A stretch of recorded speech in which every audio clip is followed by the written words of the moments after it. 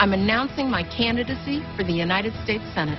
Keeping my options open for 2016, I think created kind of a political earthquake in Maryland. I'm not afraid to tackle big issues. I want to thank my colleagues for the endorsement of the United States Senate.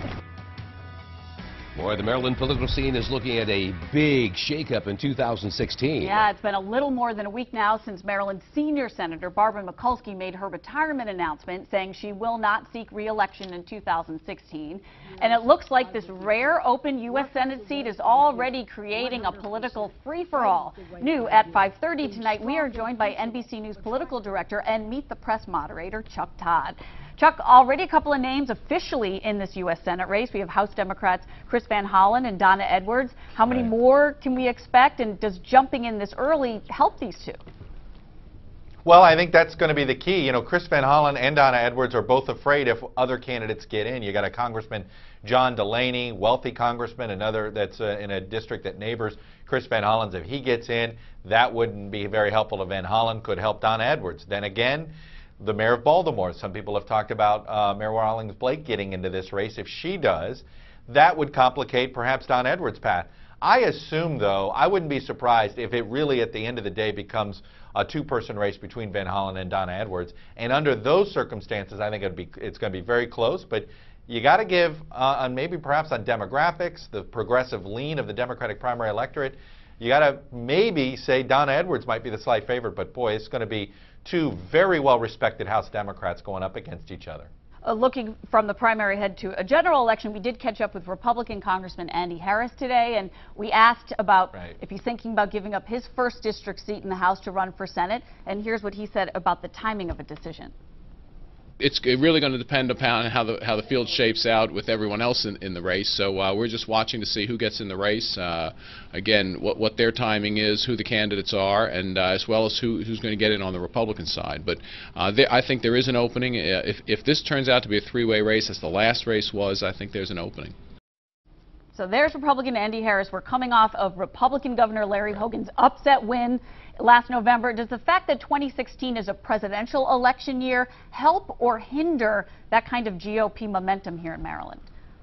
I think it definitely hurts Republican chances in a state like this. It's tough enough. Maryland's a very blue state. And I think, look, voters, when it comes to gubernatorial elections, they're likely to at least make party labels secondary in their decision making.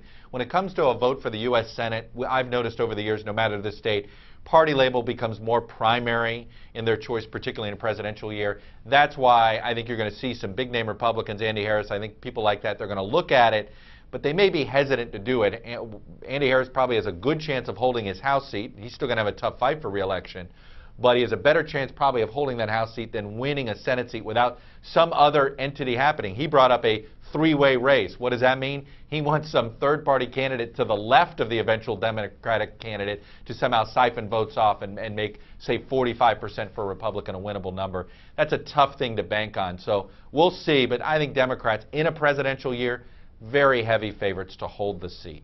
And speaking of presidential year, another Marylander in the news this week has been former Governor Martin O'Malley, still thinking about running for 2016 for the Democratic presidential nomination. You told us a couple of months ago if O'Malley was serious, he should get in the race back then. Can he still enter this late and still be a serious candidate? Boy, it's tough. I mean, Hillary Clinton is vacuuming up money, vacuuming up staff. Look, this was an interesting week to watch Martin O'Malley. On one hand, he was trying to show himself as an issue guy. He's been traveling to the early states, South Carolina, Iowa, New Hampshire. He did a little bit of cable television, but he didn't jump on any criticism of Hillary Clinton. And I understand on one hand why he didn't. He doesn't want to draw her fire. But if you don't show an ability to go after a potential primary opponent when they're having a tough time, like she was this week with emails, then I sort of question your resolve of actually wanting to win the nomination. All right, Chuck Todd, thank you so much for your time and your insight. And make sure to watch Meet the Press on WBAL TV 11 News every Sunday morning at 10 a.m. Of course, Chuck, you'll be watching. We want everybody who's watching us now to watch too. Thanks so much for your time. I'll be on it, just watching.